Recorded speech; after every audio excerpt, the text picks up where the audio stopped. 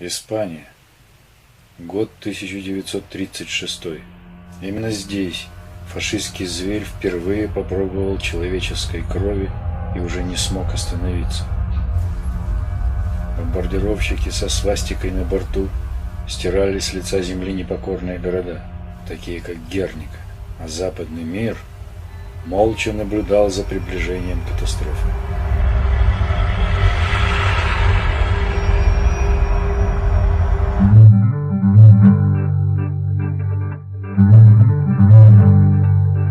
Они не пройдут, сжав руку в кулак, ответил испанский народ, принявший на себя первый удар фашизма.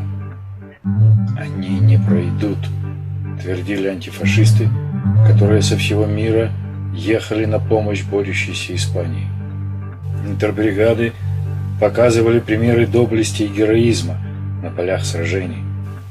El ejército del Ebro, rumba, rumba, rumba, la. El ejército del Ebro, rumba, rumba, rumba, la. Una noche el río pasó, ay Carmela, ay Carmela. We're going to Novorossiya to be with those who believe dignity and honor and how to live free. We're going to stand beside them till the very end. Gonna burn my money, make some new friends.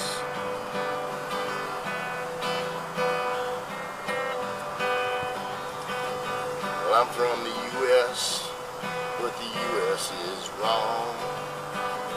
And I'll do more to write it than just write this song. 'Cause this is Armageddon, and we all choose our side. Children of the future, those who have died. Going to Novorossiya to be with those who believe dignity and honor and know how to live free. I'm going to stand beside. That's the physical side of the battle, but there's another side to this battle also that you have morphed into, which is as an information warrior. You've transformed, metamorphosed into, a spokesperson and a humanitarian aid worker. Tell me about that changeover. How did you make the decision, or was the decision made for you? Or when I joined the Essence of Time unit, they were a section of the Vostok Battalion back in January of 2015. And I did most of my fighting with them as a member of Vostok. And then in late May, Sud Vremeny was transferred to Han Battalion, which is the most elite Spetsnaz unit of the Novorossian Army. At that time, the commander of Han Battalion, he sat me down and he said, look, you're a good soldier, and I am a good soldier. But he said, what you can do with an RPG or with a Kalashnikov at the front, Kalashnikov can reach 400 meters, your RPG can reach 900 meters. But he said, if you will do information work, your words will be your bullets, and they can reach all the way around the world, just like we are right now, just like I'm talking to the American people via your podcast, which I really appreciate, by the way. So this is what I do now, because the whole idea of winning this war is to stop this war, and that's by stopping the U.S. support of the Ukrainian Nazis and terrorists in Kiev. And the only way that can really happen is if the American people stand up to their government and say, to this parade of clowns that's running for president this year, and if people say, hey, look, I'm not going to vote for anybody that supports the Nazis and terrorists in Kiev. And if enough people will say that, write their presidential candidate and say, look, man, you can't support these Nazis or I won't vote for you, then we can stop this war. And that's the whole idea, is to stop the war. Stop the civilians from getting killed, stop the good soldiers, the brave volunteers of the Novorossian Army. Most of these, there are international volunteers here from all over the world, but the vast majority of the people here are people, who live here. They're defending their own homes, their own families from Nazis that kidnap young teenage girls off the street and rape them to death or harvest their organs. And that's what's happening in the southeast part of Ukraine that's under fascist rule right now. That literally is happening. So these people are defending their families, their children, their parents from, basically Nazis and cannibals. And there's no way they're going to surrender. There's no way they're going to retreat. It's like the Alamo. They're going to stand and die. But even though we're outnumbered 10-1, we've got the truth on our side, and we've got the courage of our convictions. So, of the Ukrainian army, there's 200,000 of them along the front, but 150,000 of them don't want to be there. There's probably 50,000 Pravi sector and Azov battalion psychopaths who, they're just basically criminals that, they give them a machine gun and a couple of grenades and say, go do anything you want to Russian-speaking people. And so that's what they do. But most of the people in the Ukrainian army don't want to be here. They don't want to fight their own brothers, their own people. Yeah, they've been conscripted into the army, and government's forcing you to fight, and that is not a highly motivated fighter usually. So you're much more motivated when you're fighting for your own homeland and so forth. What about support from the Russian side of the border? Are you getting more direct support from them? Do you think that's in the offing at any point? Right now, we get a lot of support from the people of Russia, a lot, especially humanitarian aid, stuff like that. I know Essence of Time, it's a Russian organization. We have chapters all over Russia and actually all over the world, including Europe and the United States. Especially in Russia, they have like a program. It's like school children of Russia, helping school children of Donbass. And, they send truckloads of textbooks, pencils, pens, paper, notebooks, school uniforms, stuff like that. And Soup Remedy helps distribute that. I've done that several times myself, and it's a very satisfying part of my job. I love to do that. People of Russia send a lot of humanitarian aid. The government of Russia sends a fair amount too.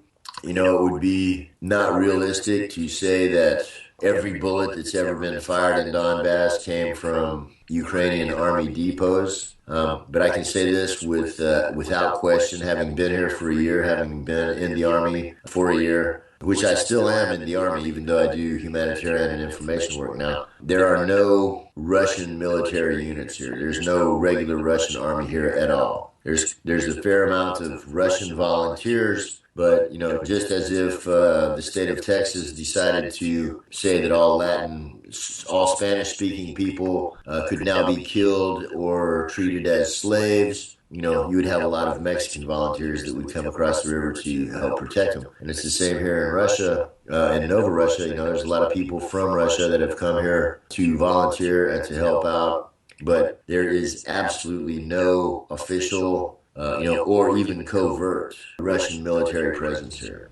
Yeah, that's one of the questions that everybody has over here is, and this thing about, the government saying that, it was a Russian invasion or something, that's completely BS. That's the opposite of the truth. What about, I know Russia annexed Crimea. No, they didn't annex Crimea. What happened was, hold on, let me explain exactly what happened there so we get it straight.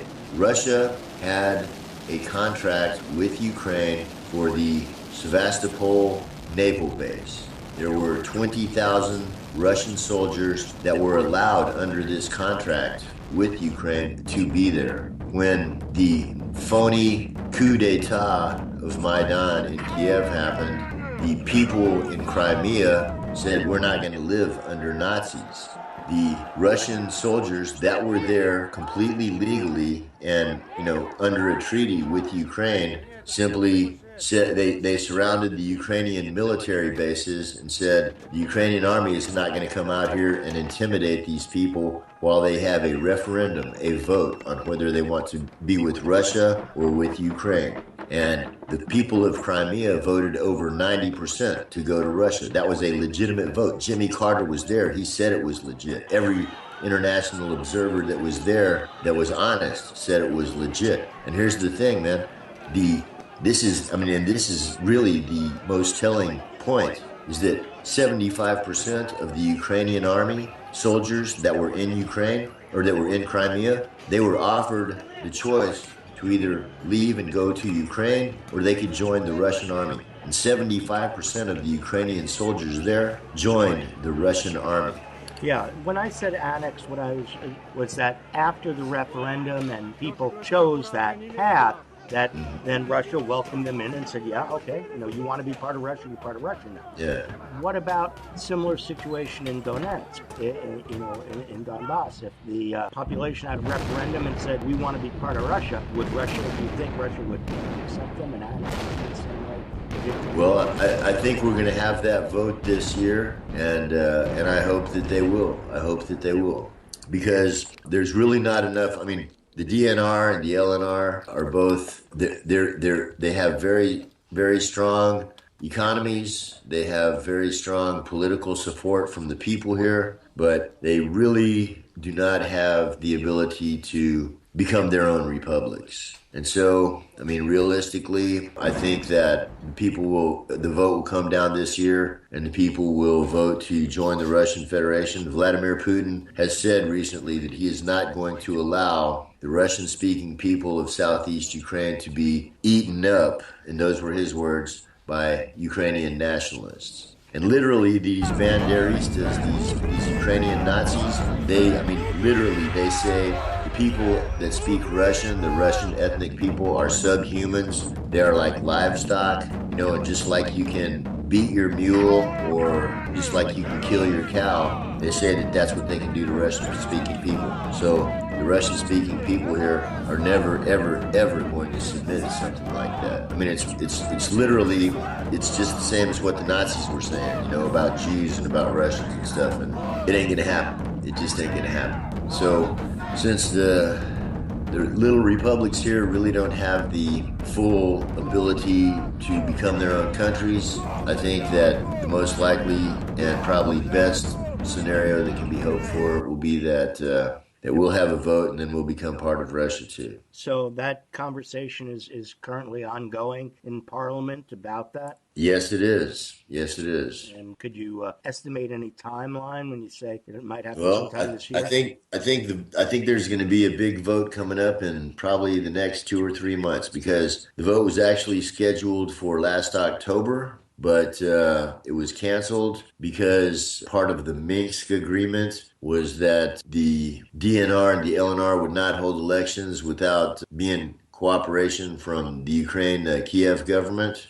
And so in order for us to uphold our obligations under Minsk II, those votes were canceled. However, the Ukrainians have not in any way upheld their obligations of the Minsk agreement. So it's, it's kind of just a joke, not worth the paper that it's written on anymore, when only one side adheres to it and the other side does whatever they want, which is the case now. So I think pretty soon we're just going to say, okay, we're going to go ahead and have these elections, and the Minsk agreement that the Ukrainians don't pay any attention to is not going to stop us either. Just one last thing before we sign off for today, which is, our focus on the diner, which is basically industrial civilization collapse and energy issues. We see all of these battles through that lens as resource wars of sorts, and Sure. that there's a lot more going on than just the political battles of fascism versus communism, although it manifests itself that way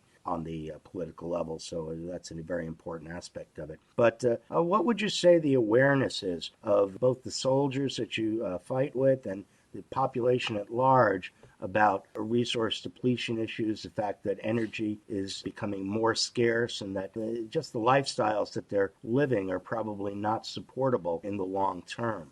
Well, it's really been very educational for me here over the last year. I mean, of course, in the center of the city, people live kind of like in the West, but just as soon as you hit the suburbs, everybody's got a garden. There's a lot of wood-burning stoves, coal-burning stoves still that heat people's houses here. People here can survive on 1/20th of what an American can survive on, and they can survive good on it here. I mean, the people here, they're not preppers. They're already prepared, bro. Like out at the airport, we would go into these bombed out houses and go down in the basement, and the basement would be full of compote, like fruit juice, pickled tomatoes, pickled pickles. Everybody has chickens and pigs and stuff like that. I mean, this is really and it always has been, it's a very self-sufficient area here already. And, and of course, if there's a big industrial collapse worldwide or something, it's going to be tough on everybody. But the people here are way, way, way more prepared than just from natural living, the way they live here. They're more prepared than even a lot of preppers, in the United States, much less, just the regular citizen that, goes to McDonald's and the supermarket and doesn't even have a flashlight in their home. People here, they know how to get around in the dark. They know how to survive. They know how to grow their own food. They don't need a lot that they can't get for themselves already. So it's really, it's a very admirable and sustainable way of life here for most of the people here, many of the people here. And I've learned quite a bit about it over the last year here. It's been very educational. And of course, people in the United States, if it comes down like it probably is going to here, not before too long, so many people there are just going to be, they're just going to be doomed because they have nothing. And they're, and they have no concept of how to survive, for 1 week if the grocery store doesn't have anything on the shelves. When I first got here a year ago, it was like that. The grocery stores didn't have anything on the shelves, but it's gotten so much better than then. But people, they still made their way through. They still survived. People that live on the 10th floor of an apartment building, if the electricity's turned off, they walk up 10 flights of stairs and they use a candle or they use a flashlight. They make some soup out of some bean soup or something, and it lasts them 2 or 3 days. When I was in Novorossiya, the Ukrainians kept bombing the water plant, so there was no running water in most of that town. But you know what? Most of the houses, they had a well in the yard, man. And I'm talking about from the fairy tale with the bucket on a chain that you roll down and then roll back up, man. And that's actually how we got our water when I was a year ago in Novorossiya. It was from wells. Well, and that still having some of the more primitive methods of accessing water and accessing your own food and stuff, that is probably one of the most important things. And as you mentioned, an advantage that places that were never really quite completely got on the industrial bandwagon will have an easier time if they have to go back the other way. You mentioned power blackouts and so forth. How often do you see those in central Donetsk? Have you experienced very, so very rarely, very rarely. I don't think maybe 1 or 2 in the last 6 months, and only for a couple of hours. Sometimes, and this is another interesting thing about the way they do things here, the hot water in Donetsk, everybody doesn't have their own hot water heater in their apartment. The city of Donetsk provides hot water. They have like a big central boiler. And so, there's another pipe that goes to the center of the water plant, and they heat the water there. And and it's 100 times more efficient than everybody having their own hot water heater. Sometimes, like say maybe once every week or 10 days, there won't be any hot water for maybe half a day or something. There's always cold water. But sometimes they have problems with the hot water heaters, citywide. Electricity is always on. Cold, fresh water, which takes a little getting used to, but it's certainly cleaner than the water in Flint, Michigan. But, you can drink it. Most people they do drink a fair amount of bottled water here. And if you drink the tap water, it's usually for tea or coffee or something. So you boil it first. I've drank plenty of it straight out of the tap and straight out of the wells. I never got sick from it. So it's pretty decent. What about fuel availability, gasoline for the vehicles? Gasoline, sometimes you'll see lines for gasoline. There's a lot of vehicles here that run on compressed gas, natural gas, propane. And the propane, there's always propane. Sometimes gas will be, it'll be like, oh, it's hard to find gas today. And then like 2 days later, there'll be plenty. But they don't, even when it's scarce, they don't gouge the prices. It's not like in the States, when you see, you can see a 20 cents a gallon price jump, overnight or something like that. The prices stay the same. Sometimes they don't have as much of it as people would like, but generally, and it's been such an improvement since a year ago. There's no traffic jams here, but there's plenty of cars, everything from, Russian Ladas to Porsches on the streets here in Donetsk today. And public transportation is also excellent here. Excellent. Costs 6 rubles, which is about 10 cents. You can ride all the way across town and back for 10 cents. There's no traffic jams when it's rush hour. The buses get a little bit crowded. You know, there'll be like maybe 40, 50 people on a bus, you know, that has like maybe 30 seats, and then there'll be another 20 people standing. The women of Ukraine, and particularly Southeast Ukraine, are legendary for their beauty. So if you get stuck getting squeezed up on a bus during rush hour, you know, you got a 50-50 chance that you're going to get squeezed up next to a beautiful girl, so it ain't all that bad. The way the government here is run for the benefit of the people here. And it ain't perfect. I'm not saying it's perfect, but it's a lot different from in the States, where it's run for the benefit of the corporations to the detriment of the people. As Zaharshenko, the mayor of Donetsk, I have great respect for, I have great appreciation for. They are doing a great job, and their job is to take care of the people here, not the rich guys, not the corporations, but the people, and they're doing a great job of that. There's no homeless people in Donetsk. There's no people that have their electricity turned off because they can't pay their bill. There's no people that are starving. You know, sometimes you'll see guys like at a bus stop or something, you know, I mean, they might be like an alcoholic or some guy that lost a leg, maybe not in the war, but before the war or something, you know, somebody disabled, something like that. And the government tries to help them, but sometimes you'll see them and they just stand there with the cup, you know, and people come by and, you know, drop a few rubles in or something like that. It don't take much to live here, and there's nobody starving. There's no prison industrial complex here. They don't give you a ticket if you're not wearing your seatbelt or talking on your cell phone while you're driving. And actually, the drivers are a lot better here than they are in America too. There's a lot less traffic accidents and stuff like that.